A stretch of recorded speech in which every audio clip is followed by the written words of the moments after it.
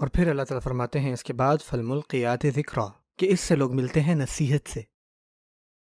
جو یہ ہوائیں نا، یہ ان کو یاد دلاتی ہے اللہ تعالیٰ کی نصیحتوں، اللہ تعالیٰ کے ذکر کو۔ اب وہ کیا ذکر ہیں، کیا ریمائنڈرز ہیں جو ہواؤں کی وجہ سے ملتے ہیں، اگر ہم ان پر تفکر کریں۔ اب دیکھیں، جو ہوائیں ہیں نا، زمین اور آسمان کے درمیان ہیں، ٹھیک ہے؟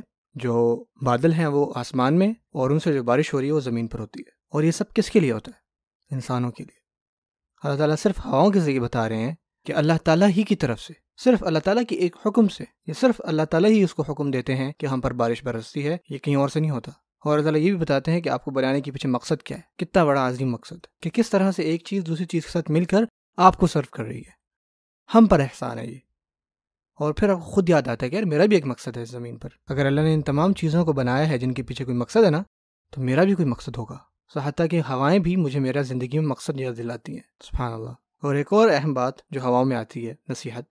دیکھیے مثال کے طور پہ، اگر آپ نے اپنا کوئی پالتو جانور گھر پر چھوڑ دیا اور ان کو آپ نے پانی نہیں پلایا، بھول گئے آپ، اور آپ شام کو رات کو گھر آتے ہیں، اب آپ کا وہ پالتو جانور کس کی مرہون منت ہے؟ آپ کی۔ جب تک آپ تھوڑا سا بھی پانی ان کی زبان پر نہیں ڈالیں گے نا، وہ آپ سے مانگ رہے ہیں پانی۔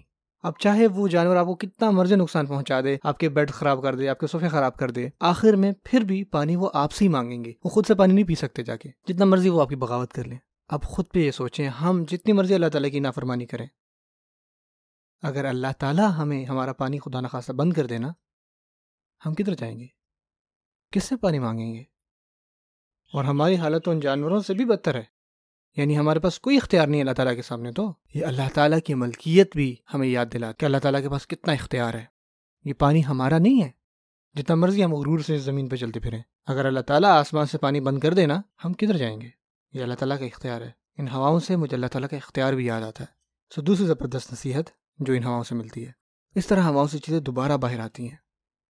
ہوائیں آتی ہیں، بادل آتے ہیں، بارش ہوتی ہے، زمین مردہ تھی لیکن جیسی بارش ہوتی ہے زمین میں دوبارہ سے زندگی آتی ہے، دوبارہ پودے نکلتے ہیں، پھول نکلتے ہیں، مردہ زندہ ہو جاتے ہیں۔ اب جس طرح سے ہر دفعہ بارش سے زمین پر زندگی آتی ہے، اس سے ہم یہ بات بھی سیکھتے ہیں کہ ہم بھی ایک دن مریں گے، ہم بھی اسی زمین میں ہوں گے، اور جس طرح سے زمین سے پودے نکل رہے ہیں، قیامت کے دن اسی زمین سے انسان نکلیں گے۔ یہ ہمیں قیامت کے بارے میں بھی یاد دلاتی ہیں ہوائیں۔ یہ ساری کی ساری چیزیں کہاں سے آ رہی ہیں؟ اگر آپ صرف ہواؤں پر ہی غور کر لیں۔ اللہ فالملقیات ذکرا۔